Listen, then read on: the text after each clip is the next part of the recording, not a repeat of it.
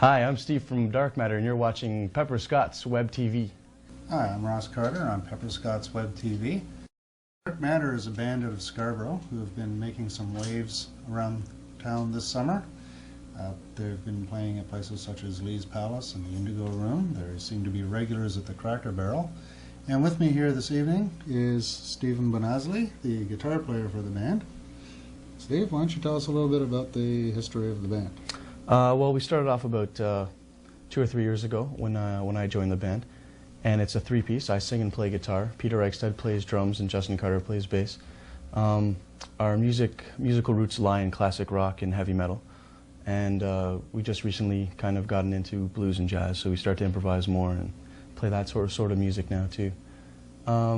Basically, we didn't have a vocalist till about a year ago, and then I was elected as vocalist just out of nowhere. So we've been working on that for about a year now, and we have a little 3-song demo disc out, but we're planning to record like a full album in the Christmas time.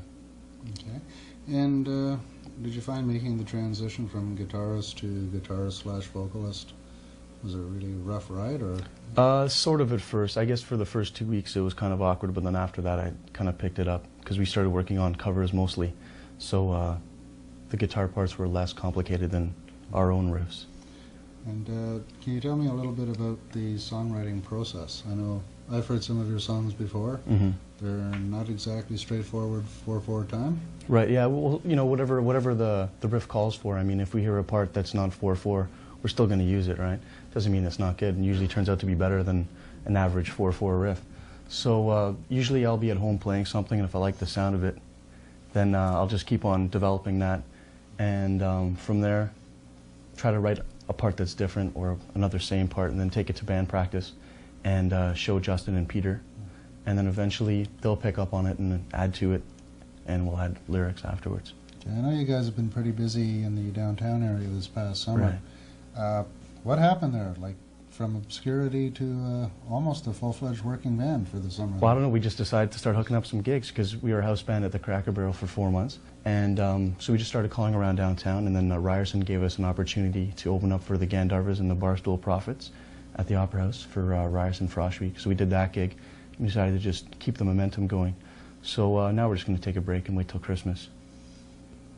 Okay. And at what point can we expect to hear something new from the band? Like, let me rephrase that. Right. Upcoming gigs. Upcoming gigs, we have nothing yet, right? Like I said, we're going to wait till Christmas time. But I think we're just going to play a couple in the meantime to keep ourselves busy. We'll let you know. We'll let Pepper know. Okay. And as far as new material goes, right after Christmas time, probably around January, February, we'll have a full disc out.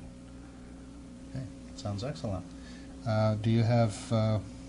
What kind of songs are you putting on the disc? Is it going to be all original material? You're planning on doing some covers? What we're planning on doing is the first maybe 8 to 10 songs will be original material.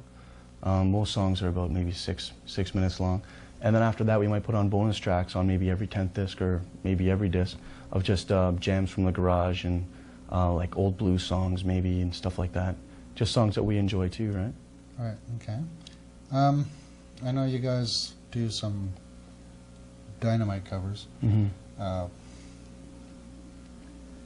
What are your influences musically? Musically for me, Hendrix and Jimmy Page are really big guitar influences, Eric Clapton. And then as far as newer guys go, maybe Dimebag Darrell from Pantera and Adam Jones for Tool. And Peter Eichstädt, the drummer, he's into a lot of classic rock now and a lot of jazz. And his new influences are probably as well the guy from Pantera and Buddy Rich, jazz drummer. And for Justin, mainly John Paul Jones from Led Zeppelin and Danny Carey from Tool. Okay. Now, apart from the covers that you guys do and the original material, I've heard you guys jam before. Mm-hmm. You have a freeform thing that goes on there. You have a chemistry between the three of you that right. Sometimes, I don't know if you guys can duplicate on stage what you can sometimes do. We're starting to do that now. Usually we're more at home in the garage, but recently we've been trying to do that on stage too. Like the past couple of gigs, we're just improvising like we do in the garage and trying to get that feeling on, right? Because once you get it started, you don't want to stop it, right? Okay. And that's it for today. And hopefully we'll be back next week with another surprise guest.